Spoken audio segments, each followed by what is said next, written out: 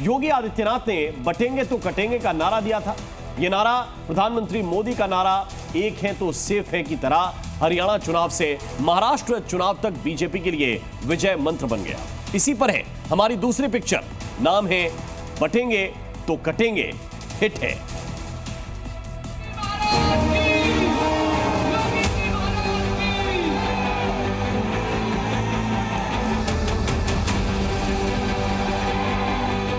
बटेंगे तो कटेंगे, एक रहेंगे तो नेक रहेंगे। योगी के इसी नारे ने यूपी उपचुनाव और महाराष्ट्र में नैरेटिव सेट कर दिया।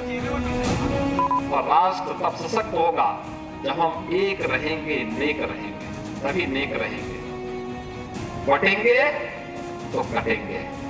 बटेंगे की सियासी आग में जलकर विपक्ष का वोट जिहाद जैसा नैरेटिव खाक हो गया। यूपी से महाराष्ट्र तक बटेंगे गूंजता रहा। योगी अब सिर्फ चुनाव प्रचार करने भर नहीं जाते, वो ऐसे नारों को एक एक वोटर तक पहुंचा देते हैं। ये वही नारा है जो हरियाणा में चला और इसके बाद यूपी और महाराष्ट्र में इसे मोदी के नारे एक है तो सेफ है के साथ आजमाया गया और इसके बाद जो नतीजा आया वो देखकर विपक्ष हैरान हो गया। प्रधानमंत्री जी ने एक जो नारा दिया था, एक है तो सेफ है, सब समाज को साथ में लाने वाली जो बात प्रधानमंत्री जी ने कही थी, महाराष्ट्र के लोगों ने उसको रिस्पॉन्ड किया है और महाराष्ट्र के सभी समाजों ने एक साथ मिलकर एक बड़ा मैंडेट हमको दिया है। मुझे लगता है कि आज निश्चित रूप से जो लोग तुष्टीकरण की राजनीति करना चाहते थे, जो डिविजिव पॉलिटिक्स करना चाहते थे, उनको करारा जवाब जनता ने ही दिया है और प्रधानमंत्री जी की बात को लोगों ने यहाँ पर एक्सेप्ट किया। योगी के नारे का असर समझने के लिए 3 चुनावी आंकड़े देखिए। ये वो चुनाव हैं जिसमें योगी ने रैलियां करके बटेंगे का नारा बुलंद किया और जीत की हैट्रिक लगा दी। हरियाणा विधानसभा चुनाव में बीजेपी गठबंधन को 90 में से 48 सीटों पर जीत मिली। यूपी विधानसभा उपचुनाव में बीजेपी गठबंधन ने 9 में से 7 सीटों पर जीत दर्ज की और महाराष्ट्र विधानसभा चुनाव में 288 में से 230 पर जीत दर्ज कर चुकी। हालांकि महाराष्ट्र चुनाव बीजेपी गठबंधन ने सिर्फ बटेंगे पर नहीं लड़ा। गठबंधन के कुछ साथियों ने इसके खिलाफ आवाज उठाई, पर योगी की वजह से ये नारा बहुत सारे वोटरों की जुबान पर चढ़ गया। ये जो योगी जी का नारा था, बहुत साफगोई थी, उसका असर तो हरियाणा में भी दिखा और महाराष्ट्र में निश्चित रूप से उसका योगदान है। इसमें कोई दो राय नहीं, उसका बहुत बड़ा योगदान है। योगी का ये मंत्र ही बीजेपी के लिए विजय मंत्र है। बटेंगे में इतनी ताकत थी कि सारे विरोधी भी अपनी पिच छोड़कर इसी लाइन में आ गए।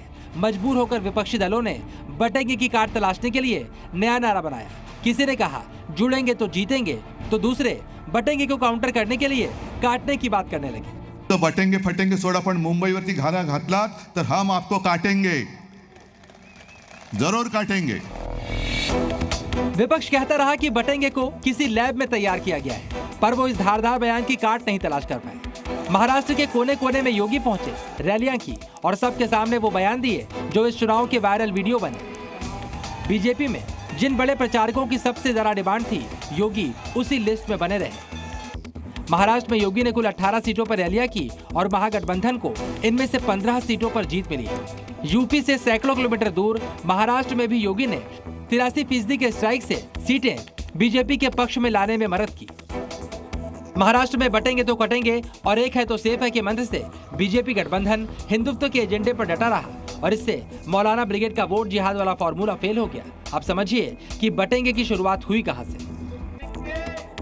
योगी ने सबसे पहली बार 26 अगस्त को आगरा में बटेंगे पर आवाज बुलंद की और करीब 3 महीने के बाद चुनाव नतीजों में योगी के नारे का असर दिखाई दे रहा है। हालांकि विपक्ष ने उस समय ही योगी का मकसद समझ लिया, पर वो बटेंगे की काट नहीं तलाश कर पाया।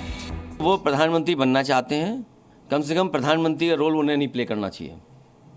ये काम प्रधानमंत्री जी का है, भारत सरकार का है कि दुनिया में किस देश के साथ कैसे संबंध रखना है। ये पहली बार नहीं मुख्यमंत्री जी कर रहे हैं। खुद वो भारत की बेइज्जती कर रहे हैं, भारत को कंपेयर कर रहे हैं बांग्लादेश से। उनके राज में आज भी बुलडोजर के जरिए मुसलमानों के घरों को तोड़ दिया जाता है। तो बांटेंगे तो कटेंगे, भाई आप ही तो बांट रहे हैं। कौन बांट रहा है? आप ही तो बांट रहे हैं। योगी का बटेंगे नारा अब बीजेपी के लिए जीत की गारंटी और विपक्ष के लिए हार की वजह बन रहा है। मुमकिन है कि यूपी महाराष्ट्र के बाद योगी अब इसे दिल्ली में लॉन्च कर दें। ब्यूरो रिपोर्ट, जी मीडिया।